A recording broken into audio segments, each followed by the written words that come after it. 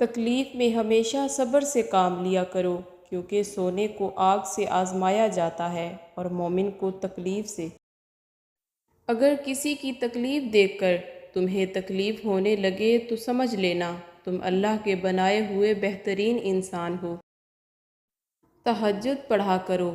حضرت علی نے فرمایا، لا حاصل کو اگر پانا چاہتے ہو تو تہجد پڑھا کرو، کیونکہ جو نصیب میں نہ ہو اسے تہجد کی دعائیں مقدر میں لے آتی ہیں۔ حضرت علی نے فرمایا، ہمیشہ زندگی میں ایسے لوگوں کو پسند کرو جن کا دل چہرے سے زیادہ خوبصورت ہو۔ 4 چیزیں سنبھال کر رکھو، کامیابی تمہاری مقدر ہوگی۔ نماز میں دل کو، تنہائی میں سوچ کو، محفل میں زبان کو اور راستے میں نگاہ کو۔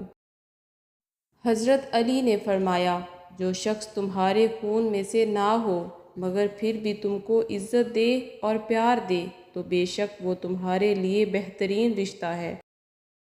جس کو تم سے سچی محبت ہوگی وہ تم کو فضول اور ناجائز کاموں سے روکے گا۔ کسی سے محبت ہونے لگے تو صدقہ دو، محبت ہوئی تو مل جائے گی اور اگر بلا ہوئی تو ٹل جائے گی۔